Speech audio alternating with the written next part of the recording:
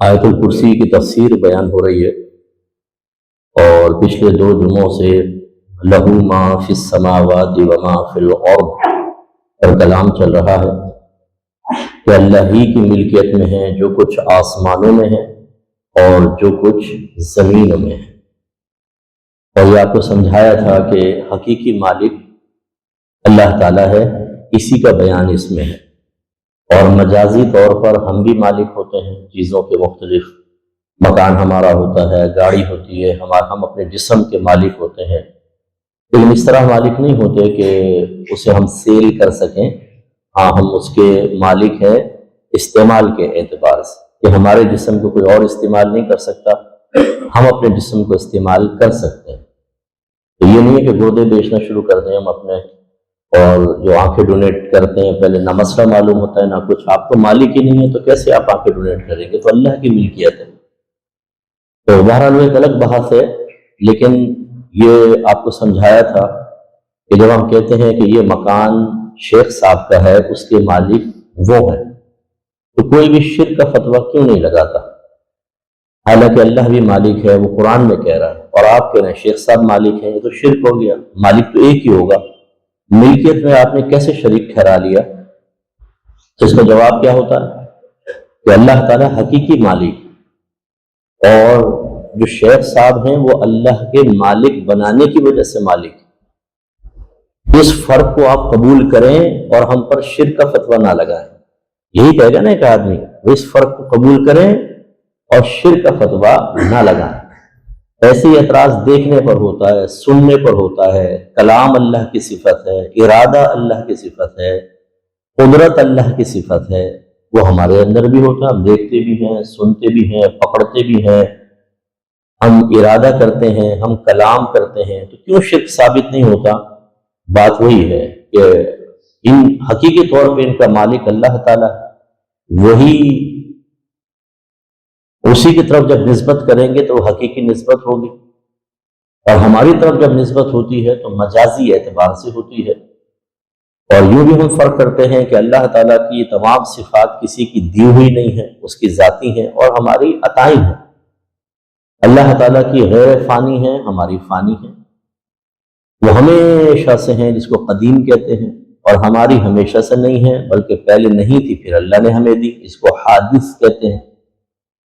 اللہ تعالیٰ کی لامتناہی ہے، صفات کا کوئی کنارہ نہیں ہے، وہ کہاں تک دیکھ سکتا ہے، وہ کہاں تک سن سکتا ہے، وہ کتنا کلام کر سکتا ہے، اس کی کوئی حد ہی نہیں ہے، ہماری ہر چیز کی حد ہے۔ تو خلاصہ کلام یہ ہے کہ یہ شرک کے فتوے جاری کرنے والے جتنے بھی حضرات ہیں، یہ ان چیزوں پر غور کر چکے ہوتے ہیں، لیکن پتہ نہیں کیوں ایک مادہ ہے ہمارے اندر، شرارت کا مادہ جس کو کہتے ہیں، کہ یہ کوئی اتنی چھپی ہوئی باتیں کوئی نہیں، واضح باتیں ہیں بالکل، پھر خواہ مخواہ مسلمانوں پہ کفر کا فتویٰ لگانا کہ اگر تم نے نبی سے کچھ مانگ لیا یا رسول اللہ المدد کہہ دیا تو شرک۔ کیوں؟ مدد تو اللہ کرتا ہے، بھائی اللہ ہی کرتا ہے، یہ پہلے سی بات ہے، وہی خالق ہے، وہی مالک ہے، اسی سے مانگنا چاہیے، سارے خزانے اسی کے دست قدرت میں ہیں۔ لیکن اللہ تعالیٰ کی عادت جاری و ساری ہے کہ وہ کسی نہ کسی وسیلے سے عطا فرماتا ہے، وہ وسیلہ اس کے نیک بندوں کا ہو یا عام بندوں کا ہو یا دنیاوی چیزوں کا ہو۔ آپ دیکھیں، آپ زندہ کیسے، مجھے بتائیں؟ سانس سے، آکسیجن سے ہے نا، اور کھانے پینے سے ہے، یہ دونوں غیر اللہ ہیں، ان کی مدد سے آپ پروان چڑھتے ہیں۔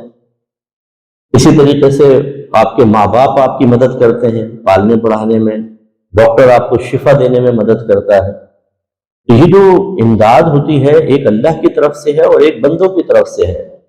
اللہ کی طرف سے جو ہوتی ہے وہ فاعل حقیقی ہے، وہ اپنے امداد کرنے میں کسی کا محتاج نہیں، اس کی کوئی حد نہیں ہے، وہ جس کو چاہے مدد کرے، جس کو چاہے مدد کو روک دے۔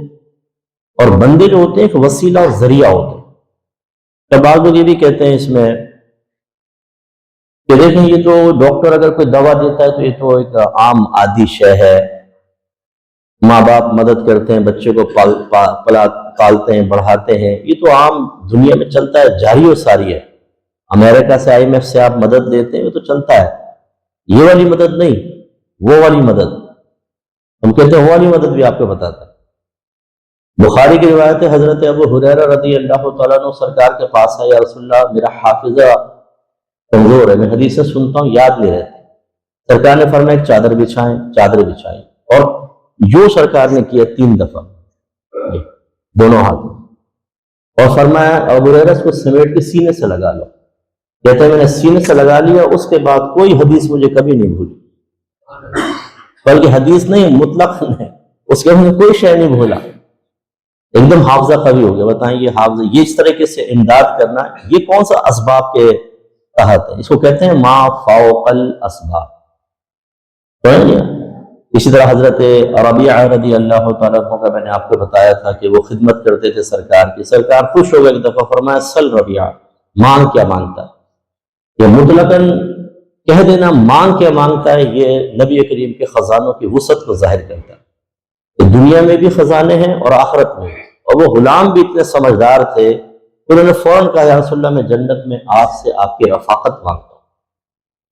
اس کا مطلب ان کا یہ عقیدہ تھا کہ نبی یہ دے سکتے ہیں، کیونکہ اگر وہ یہ دے نہ سکتے تو اس کی مطالبہ ہی بیکار تھا بالکل۔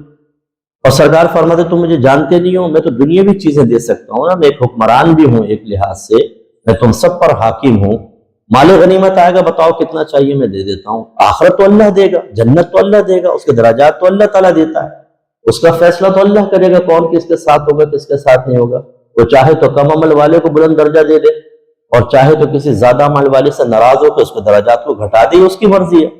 لیکن میرے آقا نے فرمایا کیا مانگتا، انہوں نے یہ کہا تو فرمایا او غیر ذالک، اس کا ترجمہ او یہ واو کے معنی، اور اس کے علاوہ، یہ آؤ بمانے ویسے آؤ مانے یا ہوتا ہے یا، لیکن یہاں پہ آؤ واو کے معنی میں ہے، اور کلام عرب میں واو اور کے معنی میں استعمال ہوتا ہے، اور کہو اور کیا ہے؟ انہوں نے عرض کیا رسول اللہ جب آپ کی جنت میں رفاقت مل گئی تو مجھے اور کیا چاہیے؟ تو سرکار نے فرمایا پھر کثرت سجود سے میری مدد کرو۔ مراد یہ تھی کہ اب تم شکرانے کے طور پر، اللہ تعالیٰ کے شکر کے طور پر اپنی عبادت کو بڑھاؤ، کم نہیں کرنا۔ تو یہ ہمارے نبی کریم اور اس سے بے شمار چیزیں ہیں۔ ایک صحابی آیا رسول اللہ مجھ پہ بہت سارا قرضہ ہو گیا، والد صاحب نے لیا تھا خاص طور پہ، اب وہ میں ادا نہیں کر پا رہا ہوں، اور میرے پاس کھجوریں بہت تھوڑی سی ہیں لیکن قرضدار اس کو لینے پہ راضی نہیں ہے، آپ اگر سفارش کریں۔ سرکار نے سفارش کی، وہ نہیں مانے، یہود تھے وہ۔ تو میرے آقا صلی اللہ علیہ وسلم نے فرمایا کہ اپنی کھجوروں کو اپنے باغ میں ڈھیر لگا کے رکھ دی۔ سرکار کے کھجور کے ڈھیر پہ بیٹھ گیا ایک سائڈ پہ تھوڑے سے اس پہ، اور فرمایا اب تول کے دیتے جاؤ۔ وہ تول کے دیتے رہے، کہتے ہیں کہ ساروں کا قرضہ پورا ہو گیا اور ڈھیر اتنا کا اتنا ہی۔ بتائیں کون سا وظیفہ پڑا تھا سرکار نے یہاں پر، کیا کیا تھا؟ یہ اللہ کے وہ خزانے تھے کہ جس میں میرے آقا صلی اللہ علیہ وسلم کو کسی وسیلے کی بھی ضرورت نہیں تھی، اللہ تعالیٰ نے اپنے حبیب کو عطا فرمائے اور سرکار نے دیے ہیں، اور یہ ما فوق الاسباب۔ اسی طرح حضرت جابر رضی اللہ تعالیٰ عنہ کہتے ہیں کہ میں ایک غزوے سے واپس آ رہا تھا، سرکار کے ساتھ ہی تھے، تو میرا اونٹ بہت ہی ہلکا چل رہا تھا، بہت ہی، سب سے پیچھے رہ گیا تھا، اور مجھے جانے کی جلدی تھی۔ تو اچانک پیچھے سے ایک سوار آئے اور انہوں نے اپنا چھوٹا نیزہ ہلکے سے میرے اونٹ کے پہلو میں مارا۔ وہ کہتے ہیں جیسے ہی نیزہ لگایا میرا اونٹ ایک دم تیز رفتار ہو گیا، سب سے آگے نکل گیا۔ دیکھا تو میرے آقا صلی اللہ علیہ وسلم تھے۔ سرکار نے فرمایا جابر اتنی جلدی کس چیز کی ہے؟ اس کی کہ میری نئی نئی شادی ہوئی ہے تو میں جلدی گھر پہنچنا چاہتا ہوں۔